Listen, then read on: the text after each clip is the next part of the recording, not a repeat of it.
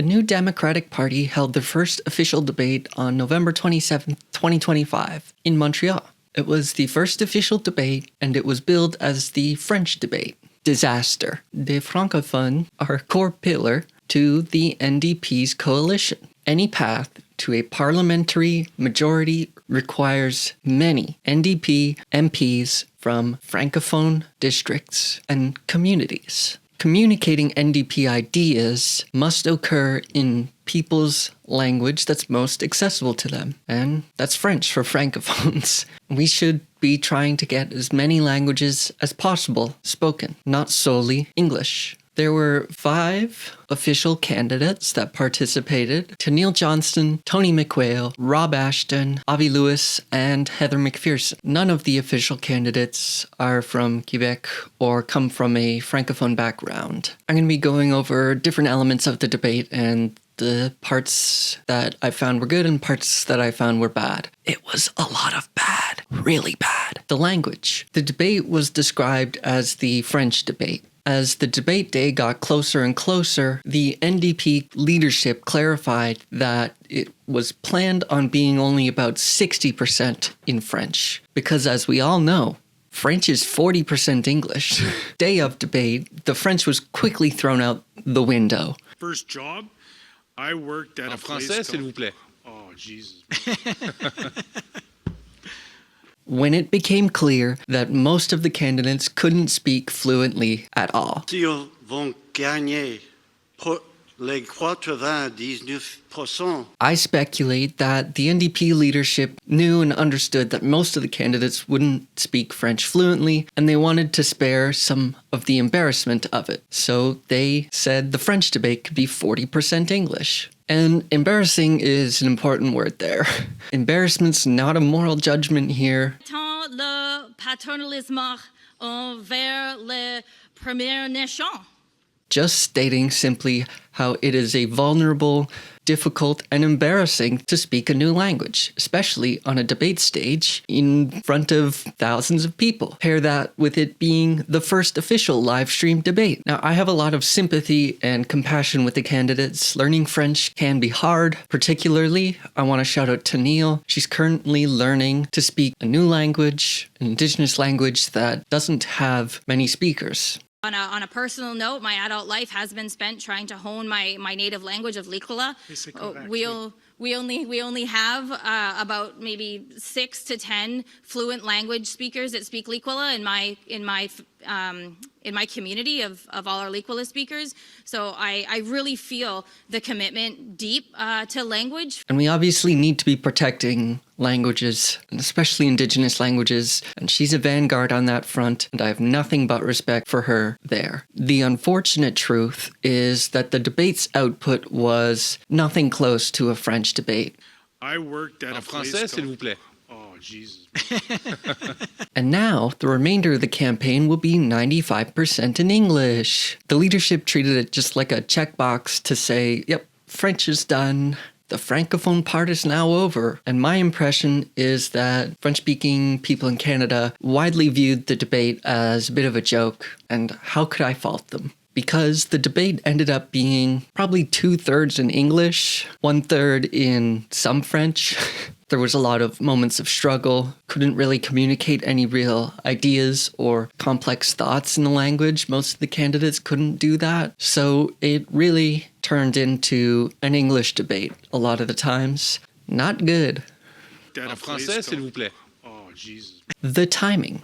So the leadership race officially started in September 2025 and is planned to end in late March with a vote. So this French debate is occurring 2 months into a 7-month-long race. Throughout 7 months, the NDP only plans to have 2 official debates. One in November in French, theoretically in French, and the second in February 2026. So the NDP leadership, setting the timing of the French debate, only gave Anglophone candidates 2 months to pick up on French. Look at Rob Ashton, for example. He's a longshoreman union leader, never spoke a lick of French. First off, I want to apologize to the moderator and to our Francophone listeners here.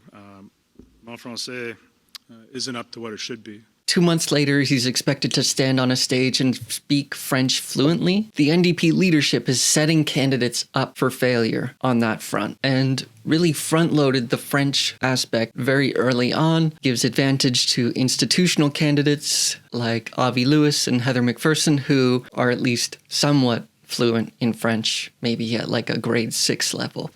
The debate structure and debate format. The debate format was quite chaotic, unclear, and made more difficult with language issues. Format-wise, the debaters were pushed away from straying off topic, so this meant that the following critical issues of our time were never mentioned: Palestine and Israel's live-streamed and Canada's complicity, the Sudanese and Canada's complicity there, USA's imperialism and war crimes against Venezuela and Canada's complicity there, local Quebec politics and issues, and Carney's rampant militarism. There are so many more issues that weren't brought up, but this is my short list of key issues that were just completely absent from the debate. I sold cars in the street. Between the additional time eaten up by struggling through French, we missed out on way too many issues. Key issues that watchers are very interested in hearing about, particularly in French. Completely absent. The debate's accessibility. Finding and watching the debate live was incredibly difficult. The main and primary way the party promoted this is through their NDP website that gave a link to the debate. Guess what? Website crashed immediately, leaving people with no way to watch the debate by the primary way that was advertised. I'm very tuned into this leadership race, and I struggled to find a way to watch it live. There were no live streams on Instagram or YouTube or any other social media. I had to watch the debate on CPAC. You're telling me the federal NDP couldn't get a young intern to put a phone on a tripod and stream it? They're incompetent. This is a joke. Party leadership is completely incompetent on modern communication strategies, which should be the bedrock to any political movement. And this incompetence is helping condemn the NDP to forever losing. There is also no official VOD of the debate available. There are only unofficial VODs uploaded and shared. The one that garnered the most views is from a YouTube channel called Palmer Live 1 for having the VOD immediately available. The federal NDP party can't do something that Palmer Live 1 can do? Come on. Shout out to you, Palmer. So there were no streams, no VODs, website crashes. Shameful. This is utter incompetence, and the leadership is seemingly trying to lose with this outreach. The debate content. So my overall impression was each candidate's words were kind of meh. One highlight for me was how Tony kept returning to how the NDP must champion proportional representation. I'm biased towards proportional representation advocacy because it's a pet issue of mine that I care deeply about and I like to champion. We have to deal with first past the post, and that's why my first R is representation. Representation so that actually we figure out how to get a hold of the levers of power and then bring in proportional representation so that there is some hope that the great ideas we have and are starting to put forward don't get disappeared with another phony majority government that isn't ours. And I think Tony has a lot of wisdom here. He's an older guy, and he's seen how first past the post has decimated leftists for decades. He knows that proportional representation is a key requirement to getting more leftist representation and to revitalize our collective faith in democracy. Of course, though, he said it all in English. Over the course of the 90-minute debate, we didn't really hear any new ideas or a bold path forward for the NDP. There were barely any disagreements on the stage. The best example that I saw was Tennille arguing that post-secondary education should be free and accessible to everyone. Put a bursary in place, a student grant to help folks with an apprenticeship, or starting their university or their college career. I think that would be a great solution to get young people working. Anyone disagree? Ms. Johnson? Maybe just not necessarily disagree, but go one step further. I think we need free post-secondary education. The other point of light confrontation was Avi Lewis saying in French that he's the only one that was able to communicate to francophones on that stage. And he's right. if you want to win over people, you have to speak to them. So overall, the content was kind of a kumbaya back-patting exercise, with struggling French and topics avoided entirely, like Sudan and Palestine.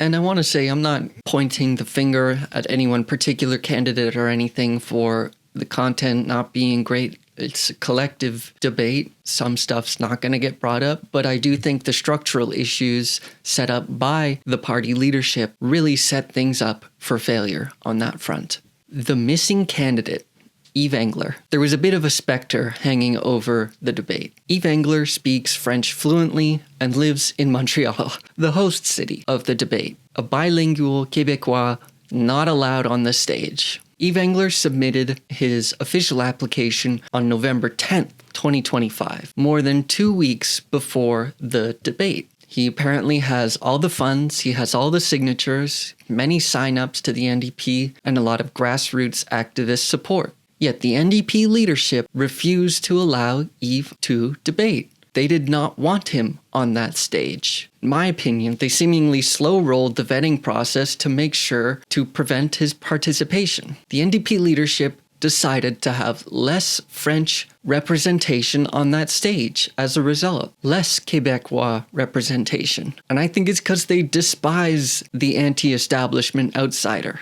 His French would have lapped everyone else's on that stage. Ici pour condamner notre gouvernement qui a menti à propos d'armer un holocauste en direct. And Avi Lewis's 6th grade French-speaking level would not have been the ceiling. We would have heard more ideas and more ideas in French. And I think we all lost because of that absence. Like him or not, he's a Montrealer, fluent in French, with the required funds, submitted to vetting, and grassroots support. An additional French voice on that stage would have made the debate look less of a joke to francophones. It did come across as a joke to people who speak French because there was very little French. I worked at En a place français, s'il called... vous plaît. Oh, Jesus. The NDP collective lost out because of it. The leadership purposefully decided to shrink the tent, to push francophones and Québécois out of the tent by refusing to platform more of their language, refusing to platform a Québécois person, refusing to platform someone living in the debate city. The leadership shrunk the tent, which is a strategy doomed to fail, a strategy doomed to lose. Some NDPers that I know have way more smoke and suspicion of Yves Engler than the failed leadership. It's like, okay, one's just a white guy yapping as an outsider, and the other is the party brass trying to tank our chances at winning. We need to be focused, eye on the prize, the long-term prize of winning. We need to win to put our ideas into practice. Yves Engler is not an impediment to winning. As a matter of fact, having him being able to participate shows that the NDP is willing to expand the tent and allow in people who are maybe more inclined to anti-establishment things, maybe have different backgrounds and different ideas, grassroots people. He has supporters. These are people that vote and go to do volunteering work. These are core allies to the leftist movement. Disenfranchising them and prevents them from feeling like they have had their voice heard. Yves Engler being an official candidate or in the debates does not hurt the NDP's chances of winning. It only helps, and I haven't heard a single good argument to point otherwise. I don't know how this leadership still has their jobs, especially after the failed 2025 election where they got almost wiped off, lost official party status, took on millions in debt, over-indexed into Jagmeet Singh's seat that he lost in a landslide. They set up this French debate early and set the candidates up for failure. They didn't let the one fluent French speaker on the stage. These are actions of a political leadership that do not want to win. They want to preserve the establishment at the cost of winning. Conclusion. The NDP's leadership is seemingly trying to lose elections. I don't know about you guys. That's not what I want out of my party leadership. They are not beating the incompetence allegations because it's just true. And they're putting us down a path towards another wipeout. I want to win. I want to win. for our collective sake, because I believe in the ideas. I believe in radical empathy and uplifting the working class and the impoverished to better everybody's material conditions. I want to win. And Quebec and Francophones are a core pillar of this party and needed in the tent in order for the NDP to win. That's just a fact. Every path to an NDP majority or minority government contains a shitload of seats in Quebec and other Francophone communities. That's just true. And you know what this disastrous debate did? It made those chances much lower. I worked at En a place français, s'il vous called... plaît.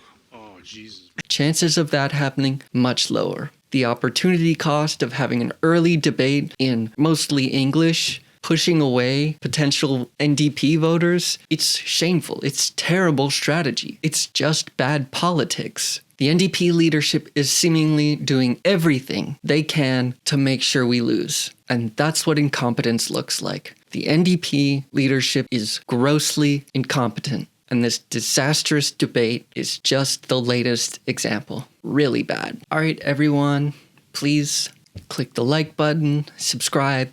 All right, bye, everyone. Peace and love. I sold cars in the street. J'ai vendu les hot dogs dans la rue. C'est vrai. Ah oui, Oui, c'est c'est bon. ça. Madame